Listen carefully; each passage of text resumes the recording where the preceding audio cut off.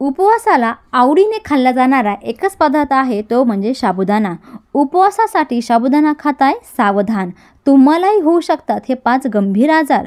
श्रावण, नवरात्र, एकादशी, चतुर्थी विविध उपवासाला आवडीने साबुदाण्याचे पदार्थ खाल्ले जातात, पण साबुदाण्यामुळे होणाऱ्या या 5 गंभीर समस्या साबुदाणा खाताना ही चूक केल्यास होऊ शकतात। उपवासाला साबुदाणा खाल्ला म्हणजेच आपण उपवास घडला असं आपण मानतो, पण हा साबुदाणा एक चूक केल्यास तर आपल्याला या 5 प्रकारचे आजार तुम्हाला होऊ शकतात। जागतिक आरोग्य संघटनेने दिलेली माहिती आत्ताच झालेल्या एका संशोधनात असं लक्षात आलेलं आहे की साबुदाणा काही विशेष पद्धतीमध्ये घातक ठरू शकतात।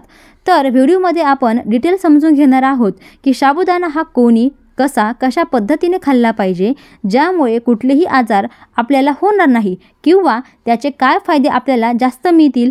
कुठलाही उपवास तुम्ही करत असाल आणि त्यासाठी साबुदाण्याचा पदार्थ तुम्ही खाण्याचा विचार करत असाल किंवा खात असाल तर अवधानाने का होईना पण ही चूक तुमच्याकडून होतच असणार आहे।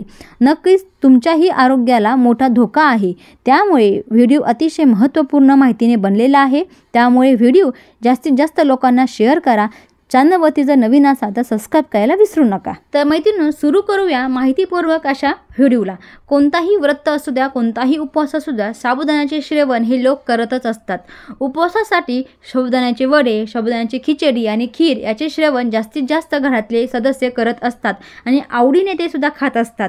साबुदाण्याचे सेवन केल्याने शरीरामध्ये व्हिटॅमिन्स आणि मिनरल्स तर मिळतात, परंतु त्याच्यामध्ये कार्बस म्हणजेच एक विशेष प्रकारच्या साखरेचं प्रमाण खूप जास्त असतं।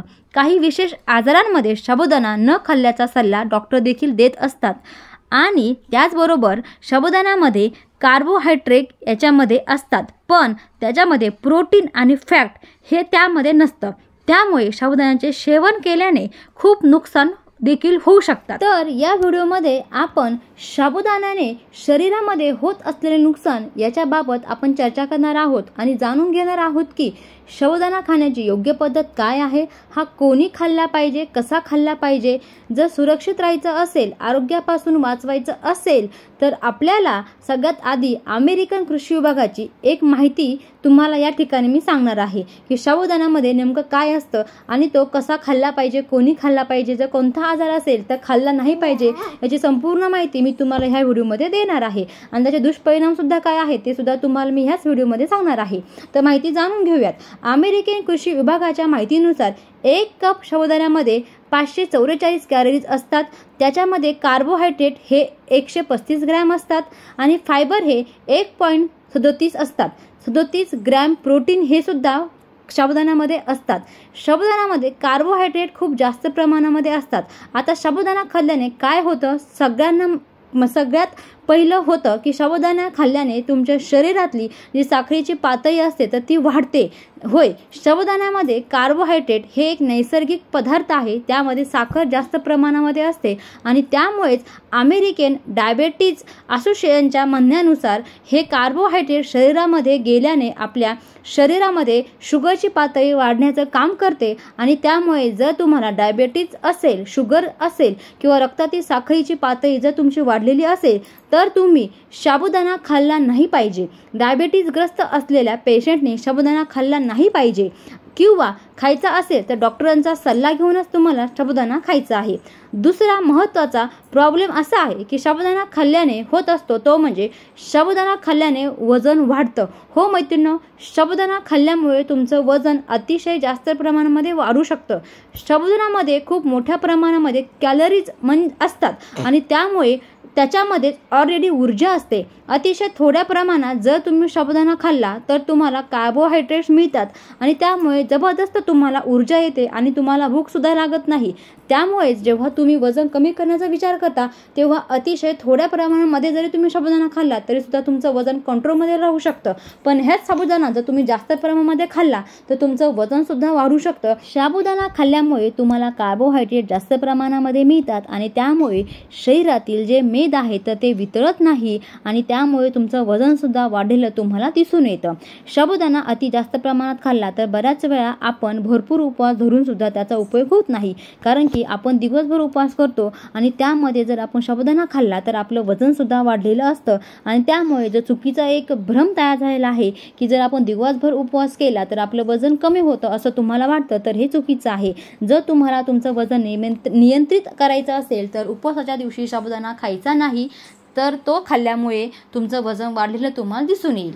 पुढचा प्रॉब्लेम आहे तो म्हणजे जर तुम्हाला ब्लड प्रेशर म्हणजे बीपीचं जर तुम्हाला अडचण असेल, बीपीचा जर तुम्हाला त्रास असेल, लो बीपी जर तुमचा होत असेल तरीसुद्धा तुम्हाला साबुदाणा खायचा नाही, कारण की साबुदाण्यामध्ये पोटॅशियम भरपूर प्रमाणामध्ये असतं आणि जेव्हा आपण पोटॅशियम खातो तेव्हा आपला ब्लड प्रेशर हा कमी झालेला असतो आणि त्यामुळे ज्या व्यक्तींना ब्लड प्रेशर कमी, बीपी कमी असण्याचा प्रॉब्लेम आहे तर त्यांनी बिलकुल साबुदाणा खायचा नाही.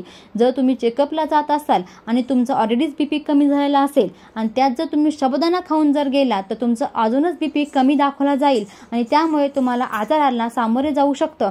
त्यामुळे तुम्ही जर बीपीग्रस्त पेशंट असाल, लो बीपी पेशंट असाल तर तुम्हाला साबुदाणा खाणं पूर्णपणे टाळायचं आहे. जर तुम्हाला कोणत्याही हृदयाच्या संबंधामधला आजार असेल तर तुम्हाला साबुदाणा खाणं पूर्णपणे टाळायचं आहे. जर तुम्हाला कोणताही ब्लॉकेज असेल तर तुमच्यासाठी साबुदाणा हा धोकादायक ठरू शकतो. साबुदाणा खाल्ल्याने तुम्हाला रक्तदाबाची समस्येला सामोरे जाऊ शकते. साबुदाण्यामध्ये पोषण तत्वे आहेत पण त्याच्यामध्ये प्रोटीन नाही, मग प्रोटीनच्या कमी असल्यामुळे तुम्हाला दररोजच्या डाईटमध्ये साबुदाणा घेणं चुकीचं आहे आणि त्याचा वापर शक्यतो तुम्हाला टाळायचा आहे. त्यामुळे जर तुम्हाला हृदयाच्या संबंधीमध्ये कोणताही आजार असेल तर तुम्हाला साबुदाणा पूर्णपणे टाळायचा आहे. आता पुढची गोष्ट आहे ती म्हणजे ज्या व्यक्तींना थायरॉइडची अडचण आहे, शक्यतो महिलांमध्ये थायरॉइडचं प्रमाण जास्त असतं आणि अशा महिलांनी तुम्हाला साबुदाणा सेवन हे पूर्णपणे टाळायचं आहे. साबुदाणा खाल्ल्याने अनेक प्रकारच्या समस्याला सामोरे जावं लागतं. त्याच्यामध्ये सगळ्यात मोठी समस्या आहे ती म्हणजे वजन वाढणं. वजन वाढल्यामुळे मोठ्या आजारांना आमंत्रण देण्यात येत असतं आणि त्यामुळे साबुदाणा शक्यतो टाळायचा आहे. वजन वाढल्यामुळे तुमची थायरॉइडची समस्या सुद्धा तुम्हाला इथे वाढलेली दिसून येणार आहे. ज्यांना पहिल्यापासून थायरॉइड आहे त्यांनी तो शक्यतो साबुदाणा हे वर्जच करायचं आहे आणि त्यानंतर ज्यांना कोणाला साबुदाणा खाण्याची इच्छा असेल तर त्यांनी योग्य प्रमाणामध्ये साबुदाणा खायचा आहे. तर मैत्रिणींनो, त्याचबरोबर साबुदाणा खाल्ल्याने जास्त सेवन केल्यामुळे श्वास न घेण्याची सुद्धा अडचण इथे निर्माण होऊ शकते. छातीमध्ये जळजळ होते, डोके दुखणे, थायरॉइडची समस्या वाढते, अशा अनेक समस्यांना सामोरे जावं लागते.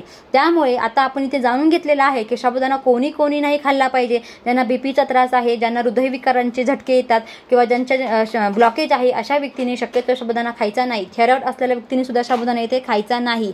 आणि जर तुमचं वजन वाढत असेल, तुम्ही वजन कमी करण्याच्या विचारामध्ये असाल तर अशा व्यक्तींनी सुद्धा इथे साबुदाणा खायचा नाही, कारण की ज्यांना शुगरचा त्रास आहे त्यांनी सुद्धा साबुदाणा खायचा नाही. तर इथे आपण कोणी साबुदाणा खायचा नाही यांची माहिती घेतलेली आहे. आता साबुदाणा जर तुम्हाला खायचाच असेल तर तो कसा खायचा आहे, तर व्यवस्थित साबुदाणा भिजवून ठेवायचा आहे. आता तुम्ही म्हणता याच्यामध्ये ही तर साधी गोष्ट आहे, यात ही एवढं काय समजून सांगते, परंतु मैत्रिणींनो, जर तुम्हाला साबुदाणा खाण्याची इच्छा होत असेल किंवा आजारी पेशंटला जर तुम्ही साबुदाणा देत असाल तो कमीत कमी 4 तास आणि जास्तीत जास्त 6 तास भिजलेला असावा आणि त्याचबरोबर चांगल्या क्वालिटीचा, चांगल्या कंपनीचा साबुदाणा तुम्हाला खरेदी करायचा आहे. घरी आणल्याच्या नंतर त्याच्यामध्ये स्वच्छ त्याला पाहायचं आहे, कारण की बऱ्याच वेळी साबुदाण्यामध्ये छोटे छोटे खडे सुद्धा असतात.